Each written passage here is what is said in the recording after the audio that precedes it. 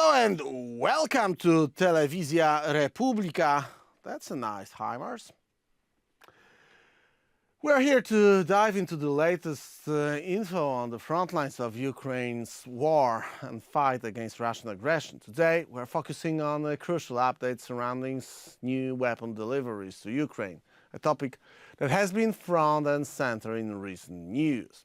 The situation in Kharkiv remains tense, as we know, but it seems that it's manageable, despite Russia's mounting offensive in the border areas near the northeastern city. Ukrainian Security Council Chief Alexander Litvinenko assures there is no imminent threat of a ground assault on Kharkiv itself. However, with approximately 50,000 Russian troops amassed at the border and 30,000 involved in the current offensive, vigilance is paramount. Litvinenko's insight suggests that Russia's strategy is likely to create a buffer zone to limit Ukrainian counterattacks into Russian territory rather than to capture Kharkiv outright. This approach includes intensified mining operations, adding another layer of complexity to the conflict. Against this backdrop, significant developments are unfolding on the international front. U.S. National Security Advisor Jake Sullivan announced the imminent arrival of a major U.S. military aid package in Ukraine. This aid, promised on May 10th, includes a wide array of weaponry aimed at bolstering Ukraine's defenses and reversing recent Russian advances. After months of political stalemate, as we know, in the U.S. Congress, a $61 billion package has been approved, marking a pivotal moment in Ukraine's resistance against the notorious war criminal Vladimir Putin. As we talk, Anthony Blinken, U.S. Secretary of State, visited Kyiv today to reaffirm America's unwavering support. Blinken's arrival coincides with the development and deployment of crucial military resources, including air defense interceptors, artillery, and much-anticipated ATACMS long-range precision-guided missiles. Well, we are still waiting for approval and allowance for Ukraine to hit Russian targets, as Russia is allowed de facto to attack targets within Ukrainian territory. These additions are expected to significantly enhance Ukraine's defensive and offensive capabilities. During his meeting with President Volodymyr Zelensky, Blinken emphasized the importance of these deliveries, expressing hope that they would enable Ukraine to regain the military initiative. Interestingly, amidst these developments, Ukrainian forces have reportedly conducted successful missile strikes against a Russian air defense base in occupied Crimea. Could these strikes have been carried out with the newly arrived U.S. long-range ordnance? It's a question worth pondering as the dynamics on the battlefield continue to evolve. Blinken's visit underscored the critical nature of the support, especially as Ukraine faces heightened challenges in Kharkiv and other eastern regions. President Zelensky expressed deep gratitude for the bipartisan support in the U.S. Congress and highlighted the urgent need for continued and expedited weapon deliveries. Blinken's words echoed this statement, acknowledging Ukraine's resilience and the pressing need for sustained military assistance to fend off Russian attacks and maintain territorial integrity of Ukraine. As we continue to monitor these things, the ongoing delivery weapons and support not only bolsters Ukraine's immediate defensive capabilities, but also sends a strong message of global solidarity against Russian aggression, solidarity that we are partly and proudly part of. You can join us on rackracon.com, that's our website. You can leave us your email. We'll get back to you with our reports from the front line, not only the Russian aggression against Ukraine, but also other front lines of the ongoing war against the Western civilization. My name is Michał Rachonie. This is Rackracon. and we roll in. Are you ready? 3, 2, 1, go! Joe Lindsley is again on Telewizja Republika, back with us. Joe, great to see you on Rachon. Joe, let's start with the things that are going on the top of the Kremlin power structure. What is being said, and does it have any significance from the perspective of someone like you who is in Ukraine, that basically Putin changed the top echelons of Ministry of Defense? He fired or moved to another position Nikolai Patrushev, infamous number 2 Secret Service man, KGB man, who was actually the mastermind behind all the most known crimes of Putin's regime. Well, Michal, hello from Lviv, Ukraine. And as always, with anything that happens from Russia or from the Kremlin, I'm skeptical. I'm skeptical in 2 ways. One, I always look at how does big news from Russia obscure other stories that could be reported. We see this time and time again. We saw this with the death of Alexander Navalny during the week. Was the 10-year anniversary of Ukraine's Maidan Revolution and the 2-year anniversary of Ukraine's resistance against Russia's full-scale aggression. We saw Russia make up this story, as far as we can tell, that there were 65 Ukrainian POWs on one of the 3 very powerful planes that Ukraine shot down in 1 week in January. So time and time again, the Russians are very smart at playing this news cycle. They don't have freedom of press there, so they can kind of say whatever they want. I talked to, different people in Ukraine had different opinions on this, but I think it's all sort of kind of useless speculation. I mean, there's not, unless we have some honest reporters that we trust in Moscow with sources in the Kremlin, I don't think we should make too much of it. I think we should just pay attention to it and see, and there's another story in this category, which is what happened on Sunday morning in Belgorod, that city, the closest Russian city to Kharkiv region and to Kharkiv city. An apartment building blew up, and the Russians said that Ukrainians hit it with a missile, but you could look at hundreds of videos of this online, and clearly the explosion came from within, from below. And that had many people here talking about what happened in that Moscow suburb in 1999 when an apartment building was blown up, and as Putin was climbing his way to power.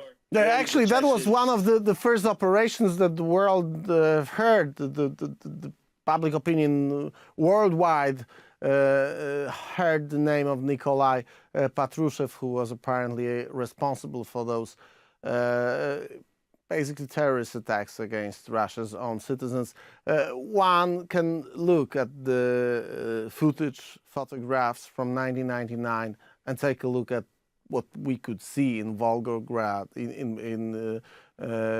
or in Ryazan, or in Volgodonsk, where those things happen, and take a look at those recent photos from Belgorod, and we can see obviously some similarities. That's pretty obvious, yeah. The reason back then in 1999 was to blame Chechens and to justify terroristic attack against Chechens. Now it's pretty the same pattern. And that brings me to the question and to the issue of what is going on around the Kharkiv, because we see reports about the activity of Russian forces, but again, nothing new. We've heard about this activity for more than 2 years now.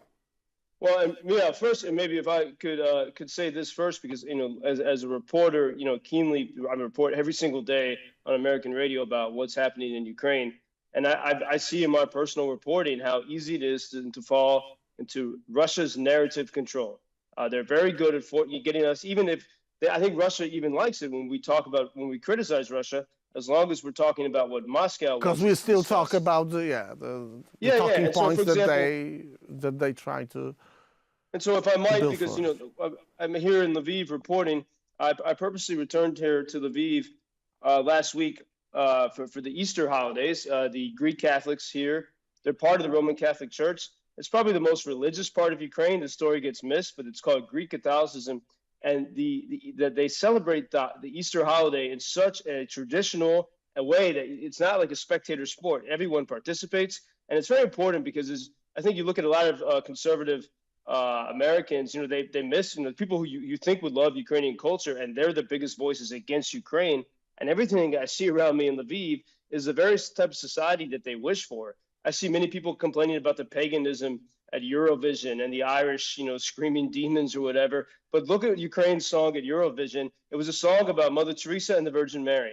And very interesting that it's the very nation at war that did not have an angry, decadent Eurovision song, but something about faith and hope and endurance. And that's what I see around me in Ukraine every day. And even now, a week after the Easter celebration, when you go to any cafe or coffee shop or a bar or anything in Lviv, the way people say hello is Christos Voskres, which means Christ is risen. That's literally what they're saying here. And I think it's very important that this part of the story is not missed. This is exactly what is under threat right now. And not only in Lviv, Lviv during Soviet times really preserved the church had to go underground, but they kept these traditions alive.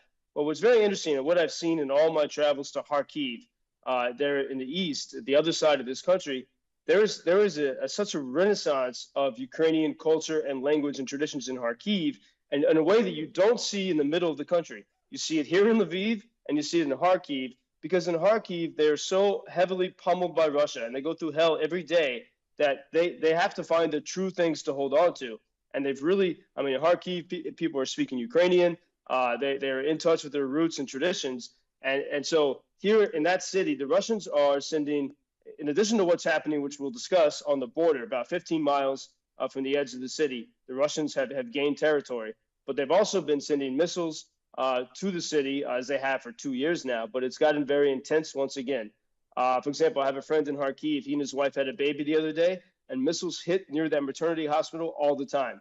And they stayed there. They didn't flee. This is this insane belief in freedom and belief in staying in their home place. And today, when Secretary Blinken came to Kyiv, President Zelensky was very clear. And this is a campaign that people in Kharkiv have pushed for a long time. He had a very simple request from Washington. One of the best things that could be done now is to get 2 Patriot missile batteries to Kharkiv city. Because when the Patriot missile batteries arrived in Kyiv, Kyiv almost has an iron dome, like much of Israel does. Kyiv is very well protected from Russian attacks because of that Patriot system. If you got that system to Kharkiv, you could begin to protect this city that is so vulnerable, and yet no one is running away. Even though, I just imagine to still be living a life in your city when the Russians now, they've crossed the border and they're 15 miles from the edge of the city. And as I look at what's happening in the border, it's very murky. It's hard to know exactly what's happening. I talk with people who are there, and I even get different stories. Like a lot of that depends on people's nature. Are you more of a pessimist or an optimist? But that's very interesting, Joe, because on the other hand, if we had a clear scenario, clear situation over there, you wouldn't have this kind of different views on the things that are going on the front line. After all, it's pretty simple. Either Russians go through, advance, gain territory, or no. If you got the contradictory claims and things from the people who are over there, it means that this is not the thing that we that we may think based on the official claims and even those official or half-official reports. Exactly. And, this question is, is the Kremlin, the Kremlin has said for a long time, and their puppets have said that they want Kharkiv city. Perhaps they still delusionally believe that. So is this a sincere an actual attempt to invade, or is it a distraction to take Ukrainian resources away from other places? We don't know. We have to keep these things in mind. But the Russians have gained about 5 miles of territory. They're 5 miles now within Ukrainian territory. And I think one of the first things to look at here, how do we get to this point? Because as I look at villages, and I know people that are going to evacuate Ukrainians from these villages, I visited some of these places in 2022 after the liberation of Kharkiv region. These places were already liberated. A lot of money, a lot of resources, a lot of lives got them liberated in 2022. And because it took so long to get additional ammunition, and especially because Washington has refused still to give Ukraine permission to use Western weapons, American weapons, to hit targets on Russian soil. So the Russians are able to amass troops there, and Ukrainians couldn't use any of these American tools until the Russians crossed the border. So that's part of the reason why we're in this situation. I think internally there's some other difficulties. I mean, Ukraine did change the commander of the military forces for Kharkiv. I have heard some criticism that maybe they weren't prepared and maybe the defense barriers were not properly designed. There's a lot, obviously there can be a lot of questions on all sides, but one of the key things is as long as you're not able to use these amazing weapons in the West to attack anything on Russian soil, you will forever be a sitting duck in that Kharkiv region. And we do see that, I mean, the Russians have, again, it's about 5 miles of territory they've taken. And it's, I know the fighting is extremely difficult and intense. In fact, one group of fighters in Kharkiv region that through our watchers here, viewers, we were going to get them some tire repair equipment. And now we're not because, well, they don't seem to be there anymore. So it's a very difficult situation that we're facing right now at the border. Joe, what is the message that Anthony Blinken is coming to Kyiv with? Because we know that there are a couple of issues. The Ukrainian aid bill that finally passed through the American Parliament. We got also claims that we are close to delivering F-16s to Ukraine. What is the main message, the main reason for which Blinken visits Kyiv now? Well, today the Prime Minister of Denmark said that within a month, the F-16s donated by the Kingdom of Denmark will be here. Of course, they needed American permission for that. And, a lot of people thought that these would never arrive. Maybe they will. There's already rumors in Ukraine that they already have arrived, but it doesn't seem so. Anthony Blinken's message in Kyiv, I think anyone that watches that, you have to ask yourself, what is the message? Had he traveled to Kharkiv, that would have been a message. It would have been very clear. The main thing, that I could take away from that visit of Blinken to Kyiv is that he wants to show, he's in a very safe, protected city because of the Patriot defense system. Kyiv is safe, and you hear loud noises, but it's safe. And he went there to show, some kind of solidarity with President Zelensky, while in the East, problems are not being solved. And that's why President Zelensky was very clear in his meeting with Secretary Blinken. This is the first time I think he sort of challenged him very publicly on this. They need, at the minimum, 2 Patriot defense systems. And beyond that, it would be nice to have an ability to attack targets on Russian soil. And so I think we're still dealing with this question that maybe people don't want to answer or deal with in the West and Washington. And we look at, I was in Kharkiv the day that the liberation began of that region. And, all those gains, all that progress, and I've seen Kharkiv come back to life as a city.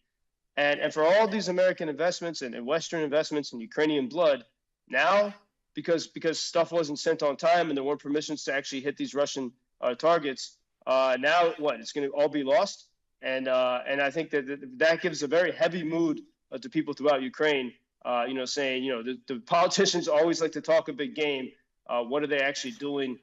Do they actually believe that, do they actually want Ukraine to win? And then when we see that the U.S. Treasury Department continues to waive sanctions on, I think it's about a dozen Russian banks, maybe it's 10 Russian banks, for the very reason because they do business with oil and gas. That's why that's why the U.S. Treasury waives the sanctions on the most vital and important industry to Russia.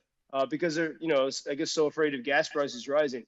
As long as stuff like that continues, how can you actually win against an enemy that actually has made it very clear they want to destroy free people, starting with Ukrainians? Joe, you in a way sound very pessimistic.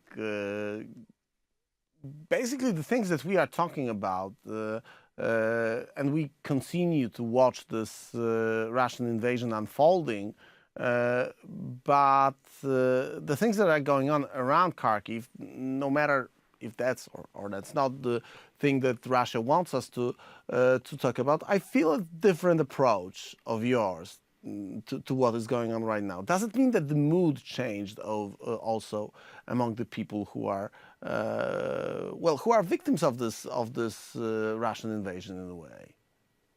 I would say, I look at the city of Kharkiv. People were very hurt and sad by what's been happening there. Even though they've already gone through so much hell, it's very painful. But I don't see them running away. In fact, so many people I know were running to the border to help evacuate people in those villages and bring them to the city.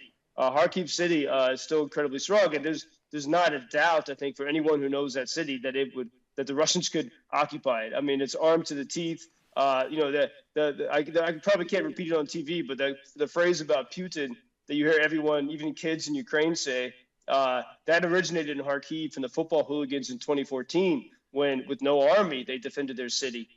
So there's no question that there's no possibility, I think, in anyone's mind that the Russians could be in that city. But what the Russians are doing is sending bombs and missiles upon that city in increased intensity.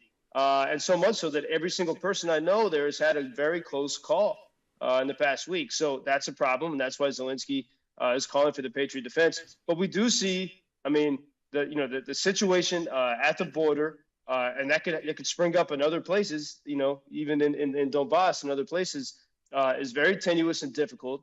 A lot of people have a lot of questions about decisions made here, but also especially, it's been clear, is there the will? We had all the grandstanding when there was a bipartisan bill passed several weeks ago. And even, Washington very strangely made it very public how many weapons would be flooding into Ukraine. And this is another thing, because it took some time. It's not that it all happened yesterday or the day before yesterday. We know that there's a time frame needed for the armed deliveries to actually arrive at the front line.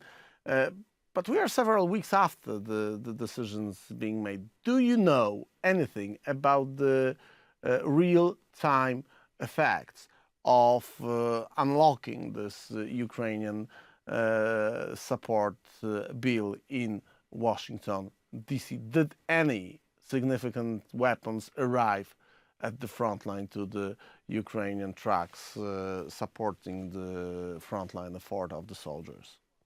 Well, we had evidence the week that the bipartisan support passed. Washington, the White House had used its authority, which it doesn't use very often, to send weapons on its own. They had promised those weapons in February, the long-range, medium-range ATACMS, and they arrived right as Washington was trying to pass that legislation because it was already promised. And Ukrainians used those pretty much immediately to hit Russian targets in the Crimean Peninsula. And by the way, we're still seeing successes there. Just a couple of days ago, Ukrainians took out a major radar station in the Crimean Peninsula. And so we are seeing, perhaps it seems to be, maybe these ATACMS are playing a role in that. Maybe it was 3 weeks ago, we were talking about Odessa every day. The Russians were sending Iskander missiles upon Odessa in a very intense way. That has calmed down. Some people speculate that calming is a result of Ukraine's ability to hit targets in the Crimean Peninsula, which the White House has given Ukraine permission to do at last, to hit targets in occupied Crimea. So we do see a change there. And so while we see a calming in Odessa, there's still attacks there and such, and there's still drones. But while we see a calming there, we see this intensification in Kharkiv. We've had a few reports of, positions in occupied Ukrainian soil that the Ukrainians must have used these new weapons to take out Russian training grounds and other such places. We've had a few indications, but so far we don't see anything extraordinary. And even then, we still there is the sticking point is this. Can Ukrainians use, say, an ATACMS to hit these invading Russians as they come in from Belgorod before they enter Ukraine? Yeah, just in a way, it pisses me off because we are asking the same questions 2 years. Will Ukrainians be allowed to do it or no? We know that the only way to do this kind of things is not to ask questions, not to ask for permission because you won't get it anyway. Just destroy what you can destroy, and the world will applaud, at least the civilized world. Joe, we got 1 minute, so this is your time for fundraising. Yeah, great. And here, one of our units sent us this. There we go. A nice banner signed by some of the guys for the gifts we brought, including night visions. One of the comments there says in Ukrainian, "Fear God and fear the warriors of Chernihiv." So it's nice to get these tokens of appreciation, knowing that those supplies are helping the guys at the front. We welcome support at UkrainianFreedomNews.com. Now we're trying to buy, mainly it's still drone jamming equipment and night visions and Motorola walkie-talkie systems. And unfortunately, we have some extra money to spend because those guys we were going to get the tire repair kit to. Their unit took heavy losses, but We welcome any support. I mean, everyone I know in Ukraine is raising money right now in a newfound energy to help all the guys at the front in any way possible and to help evacuate people. So we'll put that support to good use at ukrainianfreedomnews.com. Thank you. You can find all the information on the website that Joe just mentioned. You can find also Joe on his Twitter, on his Substack. We strongly recommend following Joe Lindsley with his reports from Ukraine, because Joe is there for almost 3 years since the day #1 of this ongoing Russian war against civilized world. Actually, the war against the whole Western civilization, and Joe is reporting the Ukrainian part of this defense line against orcs coming from Moscow. Joe, thanks a lot. See you soon. Yeah, dziękuję. Until next week. Thank you. Ladies and gentlemen, you can join us on rachon.com. That's our website. You can leave us your email. We'll get back to you with our reports and our thoughts about the ongoing war against the Western civilization. We see each other tomorrow.